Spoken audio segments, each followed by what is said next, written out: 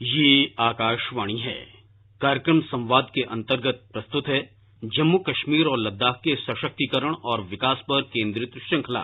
आज का विषय है पंचायती राज और ग्रामीण विकास। पहाड़ों के आंचल पर बर्फ की चादर, चनारों के पत्तों पर ओस की बूंदें, इस स्वर्ग में महकती है केसर, झिलमिलाती है नैसर्गिक झीलें, है कश्मीर धरती पर जन्नत का मंजर।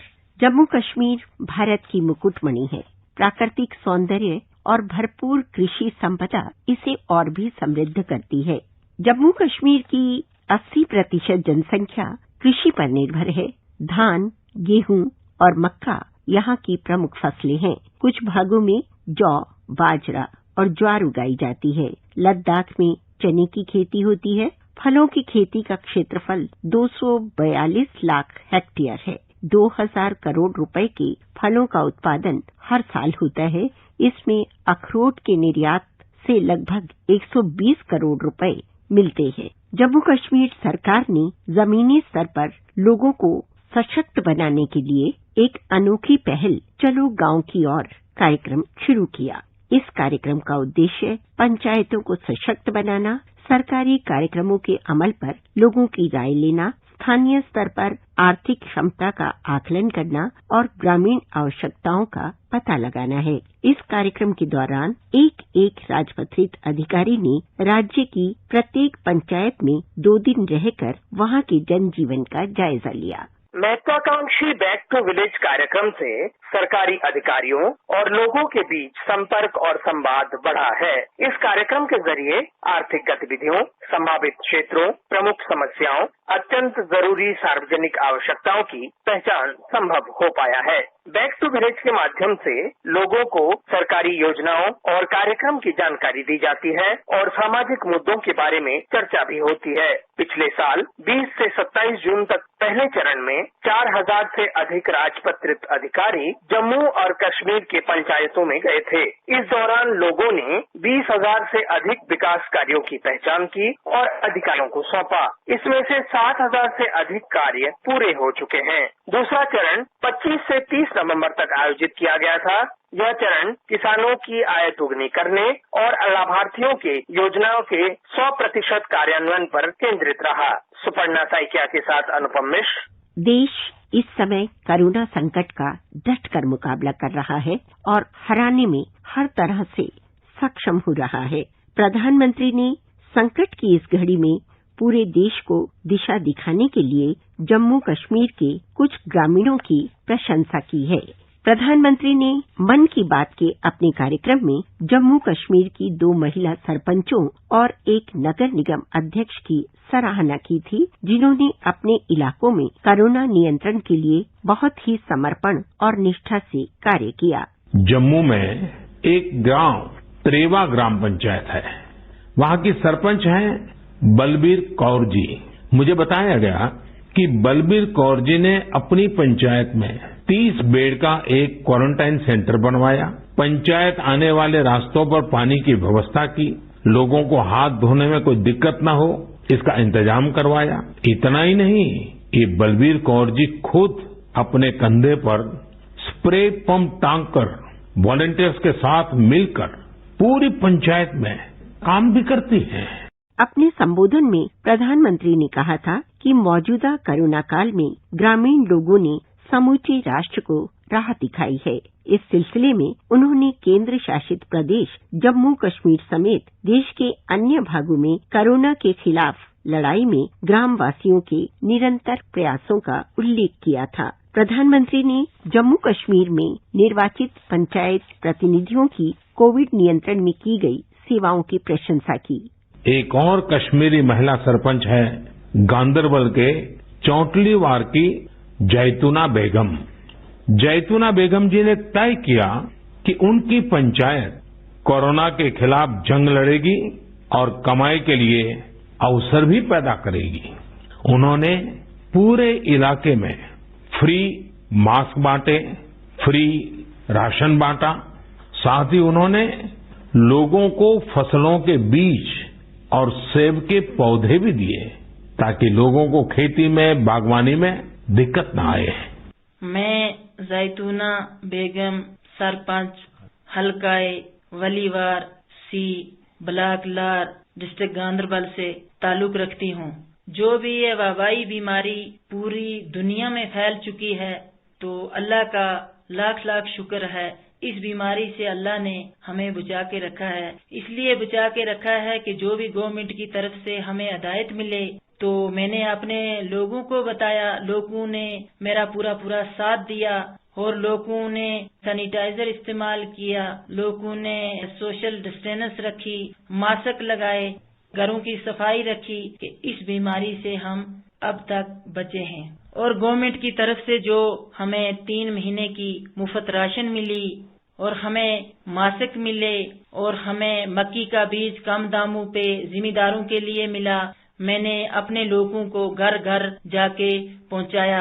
तो हमारे जो लोग हैं घरों से बाहर नहीं निकले, लोगों ने भी पूरा साथ दिया, तो अल्लाह ने लोगों को इस बीमारी से बचा के रखा। प्रधानमंत्री ने मन की बात कार्यक्रम में कोरोना नियंत्रण के उपायों में अनंतनाग के नगर निगम अध्यक्ष मोहम्मद इकबाल के अच्छे कार्यों का भी जिक्र किया। साथियों, कश्मीर से एक और प्रेरक घटना है। यहाँ अनंतनाग में म्युनिसिपल प्रेसिडेंट है श्रीमान मोहम्मद इकबाल। उन्हें अपने इलाके में सैनिटाइजेशन के लिए स्प्रेयर की जरूरत थी। उन्होंने जानकारी जुटाई तो पता चला कि मशीन दूसरे शहर से लानी पड़ेगी और कीमत भी होगी 6 लाख रुपए। तो श्रीमान इकबाल जी ने खुद ही प्रयास करके अपने आप स्प्रेयर मशीन बना ली और वो भी केवल 50,000 रुपए में। जी, ये तब मेरे पास आइडिया आया जब लॉकडाउन पूरे इंडिया में पड़ा तो उस वक्त जहाज भी और ट्रांसपोर्ट भी बंद था। क्योंकि जो बूम स्प्रे मुझे सूरत गुजरात से लाने के लिए मैंने ऑनलाइन बुकिंग करनी थी, but due to transport non ability of the transport and traffic system, तो मैंने क्या किया, 500 लीटर का बूम स्प्रे कोई 3 लाख रुपए में आता है, कोई 1 लाख रुपए उसका किराया आता था। तो हमने सोचा कि हमारे पास क्यों ना एक मशीन हो। 2500 लीटर हमने टंकी एक बनाई, उसमें हमने टेक्निकली जोड़ा और उसमें बूम स्प्रे से भी ज्यादा हमारे करीबन 18 लाख रुपए बचे उसमें, क्योंकि वो पूरे इलाके को फ्यूमिगेट करता था। हमारी तकरीबन यहाँ पर पूरे डूरू वेरीनाथ जिसकी डिस्टेंस से तकरीबन 40-50 किलोमीटर है, पूरे इलाके में ये फ्यूमिगेट करता था, सैनिटाइज करता था एरिया। जम्मू कश्मीर के ग्रामीण क्षेत्रों में सरकार प्रधानमंत्री कौशल विकास योजना चला रही है। इससे युवाओं को रोजगार के अवसर मिलने का मार्ग प्रशस्त हुआ है। हिमायत कार्यक्रम में 15 से 35 वर्ष तक की आयु वर्ग के युवा हिस्सा ले रहे हैं। ये उन लोगों के लिए भी मदद करती है जो बीच में ही अपनी पढ़ाई किसी कारणवश छोड़ चुके होते हैं और आत्मनिर्भर बनना चाहते हैं। हाल ही में हिमायत कार्यक्रम के अंतर्गत रोजगार मेला लगाया गया। 38 से अधिक परियोजना कार्यान्वयन एजेंसियों को करीब 1.5 लाख युवाओं को कौशल प्रशिक्षण देने का कार्य सौंपा गया। ये एजेंसियां इनका प्लेसमेंट भी कराती हैं। हमें यहाँ पे बहुत सारे skills like soft skills, technician skills हमें सिखाया जाता है और ये हमारे लिए बहुत ज्यादा फायदेमंद रहा। हमें टेक्निकल स्किल्स ये बहुत हेल्पफुल हो सकती है क्योंकि आफ्टर 6 मंथ कोर्स हमें यहाँ पे प्लेसमेंट दी जाती है because this is a job oriented course. मैंने पीजी किया है इंग्लिश में। अब मैं घर पे बैठी थी तो मैंने अपनी फ्रेंड से इसके बारे में सुना, फिर मैं यहाँ पे आई। अपने माँ बाप पे बोझ नहीं बनूंगी, खुद की कमाई खुद ही करूंगी मैं ये सीख के, और जब मैं सीखूंगी अच्छे से तो अपना एक बुटीक भी खोल सकती हूँ जिसमें मैं बहुत सारी लड़कियों को ये रोजगार फिर दे सकती हूँ। केंद्र शासित प्रदेश जम्मू कश्मीर में पंचायत चुनाव से पंचायती राज संस्थाएं सशक्त हुई हैं। निर्वाचित प्रतिनिधियों को अपने संबंधित क्षेत्रों में समुचित ग्रामीण व्यवस्था सुनिश्चित करने का अधिकार सौंपा गया है। पंचायतों की क्षमता बढ़ाने के लिए उन्हें केंद्र प्रायोजित राष्ट्रीय ग्राम स्वराज अभियान के अंतर्गत प्रशिक्षित किया गया है। जन शिकायतों के निपटान के लिए प्रत्येक पंचायत में शिकायत पेटिका रखी गई है। इसमें लिखित शिकायत डालकर लोग सरकार को अपनी परेशानियों और सुझावों से अवगत करा सकते हैं। उपराज्यपाल गिरीश चंद्र मुर्मू ने जन शिकायत तंत्र के कामकाज की समीक्षा के लिए प्रशासनिक परिषद की पहली बैठक की अध्यक्षता करते हुए इस संबंध में निर्देश जारी किए हैं। केंद्र शासित प्रदेश जम्मू कश्मीर में लोगों से प्राप्त शिकायतों का समयबद्ध तरीके से निवारण किया जाता है और उपराज्यपाल की शिकायत निवारण प्रकोष्ठ द्वारा इसकी कड़ाई से निगरानी की जाती है। जम्मू कश्मीर के आवाज अवाम पोर्टल में सलाहकारों द्वारा सार्वजनिक आउटरीच बैठकों को प्राप्त शिकायतों के पंजीकरण और निगरानी के लिए एक तंत्र भी शामिल किया गया है। शिकायतों को डाक सहित विभिन्न माध्यमों से प्राप्त किया जाता है और शिकायतकर्ता द्वारा व्यक्तिगत रूप से एलजी के शिकायत सेल में भी लाया जा सकता है। यहाँ ये उल्लेख करना महत्वपूर्ण है कि आवाज अवाम के साथ केंद्रीकृत लोक शिकायत निवारण और निगरानी सीपी ग्राम्स के एकीकरण के बाद देश भर से सीपी ग्राम्स पर प्राप्त शिकायतों को स्वचालित रूप से आवाज अवाम तक पहुंचाया जाता है। इस तरह जनता से प्राप्त शिकायतों का समाधान शिकायतकर्ता की संतुष्टि के अनुसार किया जाता है। आकाशवाणी समाचार के लिए श्रीनगर से मैं सुनील कोल। जम्मू कश्मीर और लद्दाख ने स्वच्छ भारत अभियान में अपनी विशिष्ट पहचान बनाई है और यह खुले में शौच से मुक्त घोषित किया जा चुका है। जम्मू कश्मीर के सभी 20 और लद्दाख के 2 जिले ओडीएफ हैं। यहाँ की सभी 4171 ग्राम पंचायतें और 7565 गांवों को ये सफलता अर्जित हुई है। छोटे उद्यमियों, स्वयं सहायता समूहों और किसानों की ऋण जरूरतों को पूरा करने में संस्थागत ऋण का उपयोग करने के लिए प्रेरित किया जाना चाहिए। प्रत्येक बैंक को स्थिर ऋण वृद्धि सुनिश्चित करने के लिए अपनी कार्यप्रणाली पर मंथन की आवश्यकता है। प्रधानमंत्री ने इसी विषय पर बैंकों और गैर बैंकिंग वित्तीय कंपनियों के विभिन्न पक्षों के साथ बातचीत की और भविष्य की रूपरेखा पर विचार विमर्श किया। इस बात पर जोर दिया गया कि बैंकों को सभी प्रस्तावों पर विचार के लिए एक समान मानदंड नहीं अपनाने चाहिए और ऋण देने योग्य प्रस्तावों की पहचान करनी चाहिए। इससे सूक्ष्म, लघु और मध्यम उद्यमों और किसानों को लाभ पहुंचेगा। आज देश के किसान दूरसंचार टेक्नोलॉजी के माध्यम से जुड़े हुए हैं और पंचायतों का कार्यकाज भली भांति हो रहा है। केंद्र शासित प्रदेश जम्मू कश्मीर में पंचायतें इस दिशा में अग्रसर हैं।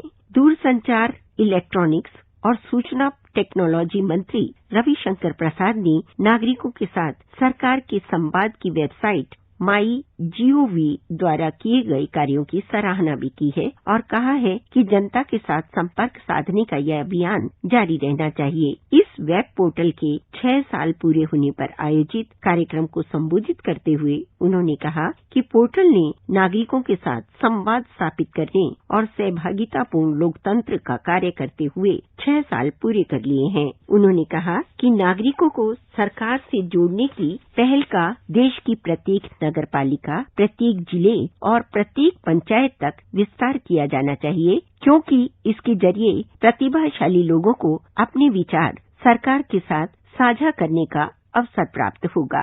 आइए अब सुनते हैं कश्मीर के प्रसिद्ध कवि महजूर का एक प्रार्थना गीत, जिसमें उन्होंने कहा है, हे परम शक्ति, आप ही एकमात्र आशा हैं। हे ईश्वर, मुझे अंधकार से प्रकाश की ओर ले चल। यह प्रार्थना गीत कश्मीर के स्कूलों में गाया जाता है।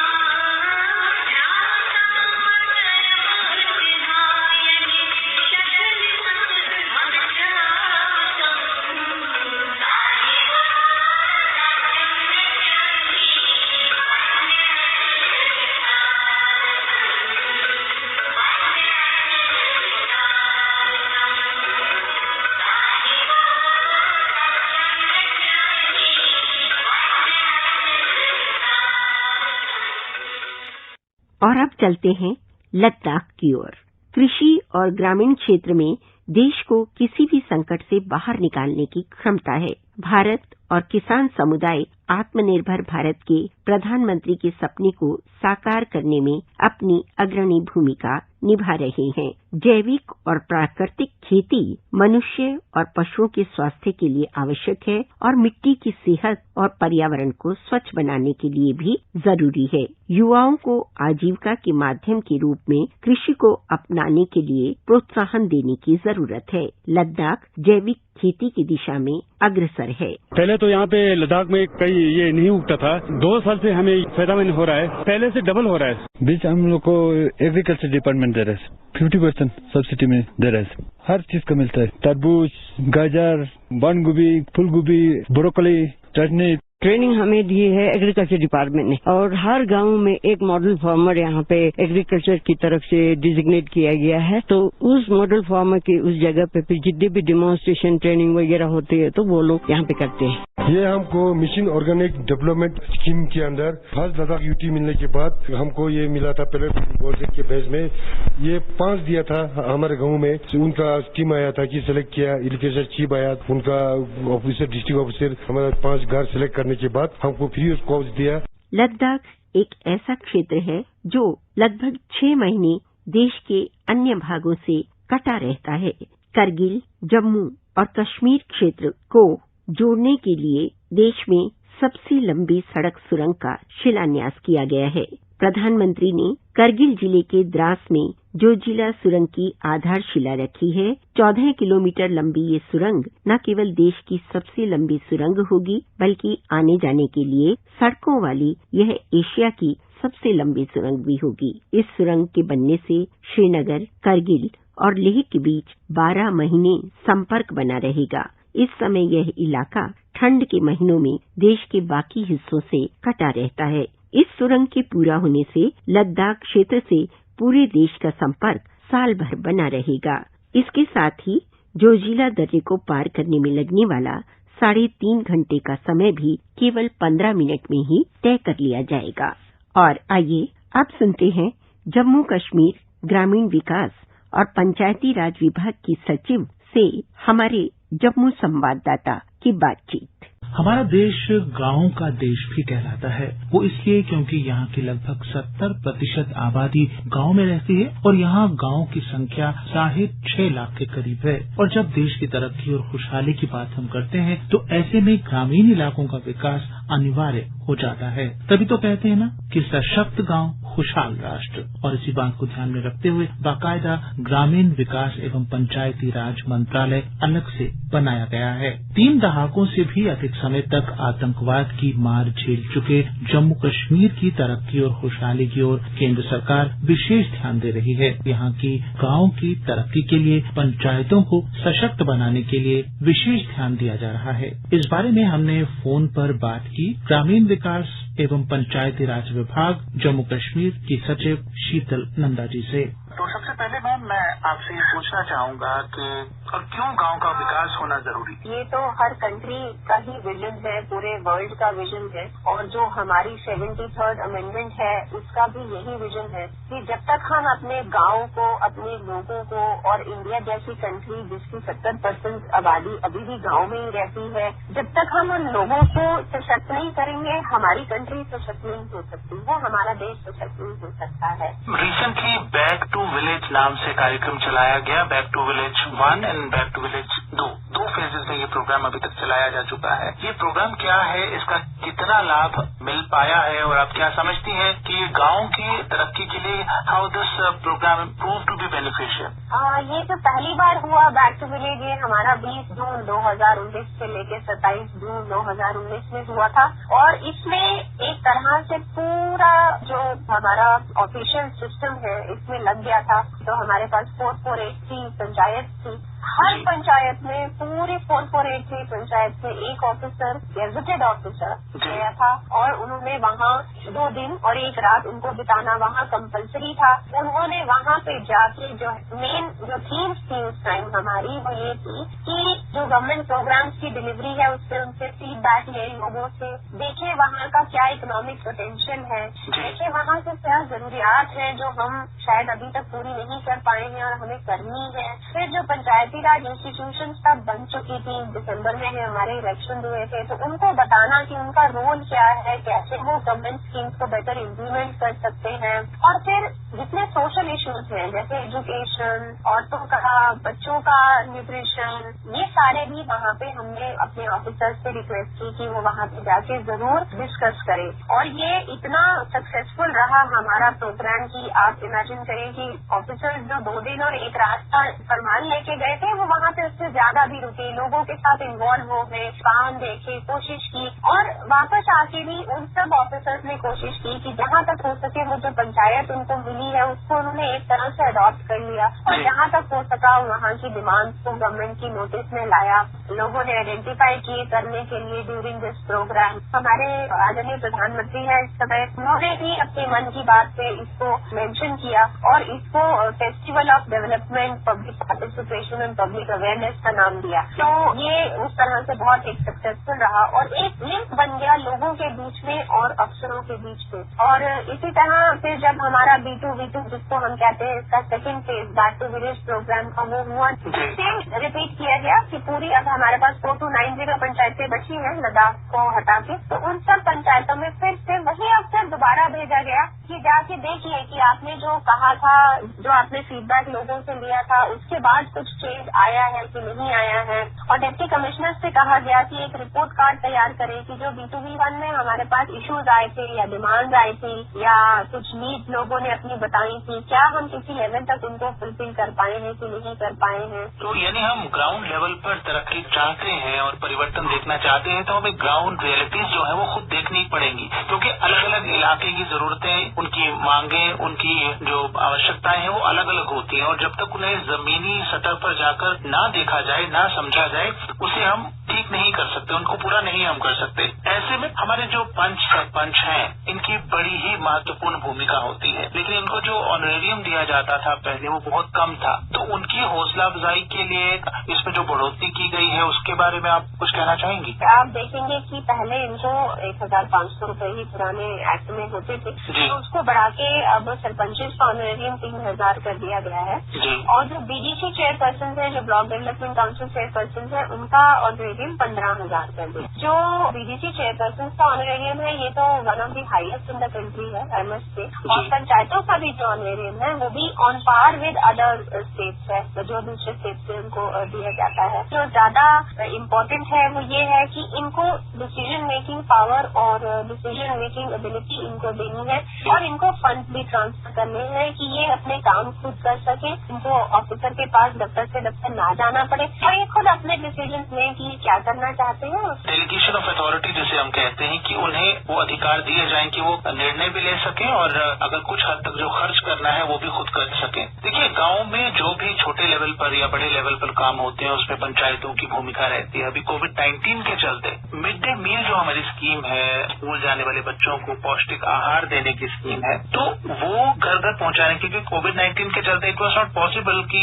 बच्चे स्कूल आए, लेकिन आहार तो उन बच्चों को देना बनता है। तो ये जो पंचायतों को ऑथराइज किया गया मिड डे मील की डिलीवरी जो 2 स्टेप्स पे जाकर के बच्चों को दी जाए, तो इसको कितना आप प्रभावशाली और असरदार मानते हैं? जो मिड डे मील पंचायतों के थ्रू देने का प्रावधान है ये पिछले साल हमने अक्टूबर में ही कर दिया था एक्ट। तो ये अभी तो क्योंकि कोविड के चलते बच्चे स्कूल नहीं आ रहे थे तो उनको घर घर पहुंचाना था, तो हमारी पंचायतों ने प्रशासन के साथ मिलकर ये काम किया है। और लेकिन वो ऑर्डर है कि मिड डे मील सरपंचेस के थ्रू, पंचायतों के थ्रू बच्चों को दी जाएगी। वो पहले ही अक्टूबर में ही हो चुका है, तब से इनके जॉइंट अकाउंट भी खुल चुके थे। जो हेड ऑफ इंस्टीट्यूशन है स्कूल, उनके पंचायत में जो स्कूल है उसका जो हेड ऑफ इंस्टीट्यूशन है जिसमें मिड डे मील सर्व की जानी है, उसका और सरपंच का जॉइंट अकाउंट खोल दिया गया था और पैसा उस अकाउंट में जाता था और सरपंच के थ्रू, पंचायत के थ्रू ही ये सारा मिड डे मील का स्कीम ऑलरेडी चल रहा था। अब क्योंकि कोविड आया तो ये स्कूलों में देने की बजाय ये लोगों के घरों में डिस्ट्रीब्यूशन हो रही थी। और ये स्कीम के तहत अभी तक पंचायतों ने अप्रोक्सीमेटली 300 करोड़ का खर्चा कर भी लिया है, जो हमारे सरपंचेस और हेड ऑफ द इंस्टीट्यूशन के थ्रू हुआ है। तो पहले खाली स्कूल एजुकेशन डिपार्टमेंट अकेला देखता था, तो अब ये कोऑर्डिनेशन में पंचायत वाले और ये देखते हैं, तो उसके तहत ऑलरेडी प्लस 300 करोड़ से ऊपर का खर्चा ये लोग कर चुके हैं। हाल ही में 36 केंद्रीय मंत्री जम्मू कश्मीर आए और उन्होंने अलग अलग जिलों का दौरा किया, पंचायतों का दौरा किया, तो उससे पंचायतों का किस तरह से हौसला अफजाई हुई और किस तरह उनका भरोसा बढ़ा और काम करने में किस तरह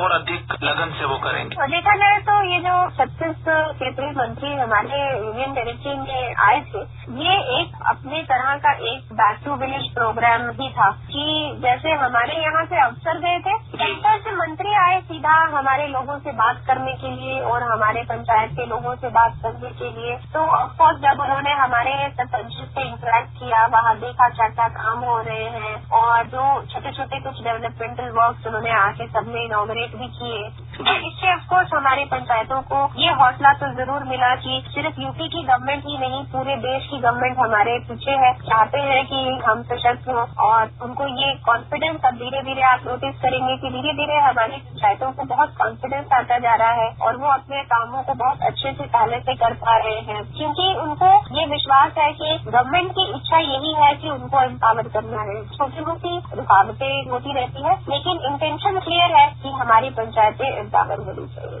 हाल ही में एक फैसला लिया गया था कि हर एक पंचायत में एक कंप्लेंट बॉक्स होगा। वो कंप्लेंट बॉक्स क्या है, उसका मकसद क्या है और वो कितना लाभकारी साबित हो रहा है? कंप्लेंट बॉक्स इसलिए रखा गया था क्योंकि छोटी छोटी शिकायत के लिए भी हर आदमी को चल के डिस्ट्रिक्ट हेडक्वार्टर पे जाना पड़ेगा या ब्लॉक हेडक्वार्टर पे जाना पड़ेगा, तो उतना मोटिवेशन और उतना सामर्थ्य सब में नहीं होता। तो यही सोच के हमारे ऑनरेबल लेफ्टिनेंट गवर्नर साहब ने ये डिसीजन लिया था कि हर पंचायत में एक कंप्लेंट बॉक्स होगा और उस कंप्लेंट बॉक्स में जिसको भी जो भी शिकायत डाल देंगे और उसका एक मैकेनिज्म भी सेट किया गया कि वो हर हफ्ते खोला जाएगा। उसको सरपंच और पंच और जो वहाँ का पंचायत सेक्रेटरी होंगे वो खोलेंगे और जो ग्रीवेंसेज नेट पे जो ग्रीवेंसेज ब्लॉक लेवल पे या पंचायत लेवल पे सॉल्व हो सकती है वो वीडियो को भेज दी जाएंगी या उस ब्लॉक लेवल ऑफिसर को भेज दी जाएंगी जिसके डिपार्टमेंट से वो कंसर्न है, और जो थोड़ी हायर लेवल की होंगी वो ये लोग डायराइज करके एक बाकायदा रजिस्टर में एंट्री करके वो ऊपर एडीडीसी को, एसडीएम को, जिसके भी लेवल की वो शिकायत होगी वो भेज दिया जाएगा। और डिप्टी कमिश्नर और एडिशनल डिप्टी कमिश्नर ये लोग हर 15 दिन 1 महीने पे एक जायजा ले लेंगे कि कितनी आई थी शिकायतें और उनका क्या निवारण हुआ है कि नहीं हुआ है और एफर्ट कितने और डालने की जरूरत है उस तरह से। हालांकि ये जरूर हुआ कि कोविड के चलते इतनी शिकायतें भी नहीं आ पाई, बट जो भी आ रही हैं वो जरूर आगे फॉरवर्ड की। मैडम शीतल नंदा, आपने हमारे सुनने वालों के लिए समय निकाला, आपका बहुत बहुत शुक्रिया। जम्मू से आर के रैना के साथ मैं जगमोहन शर्मा।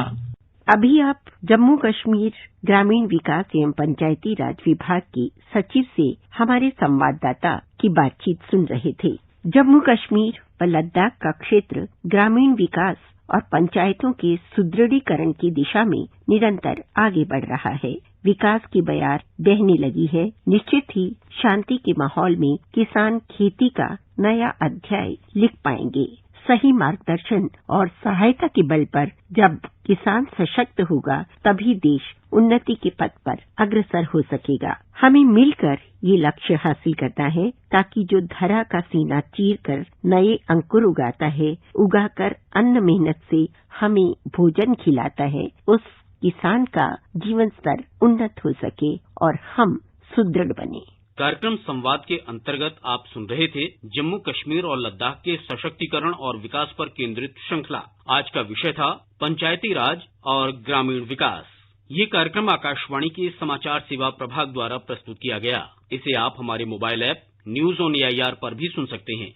इस कार्यक्रम के संबंध में अपनी प्रतिक्रिया आप हमें ईमेल कर सकते हैं। पता है airnsdtalks@gmail.com।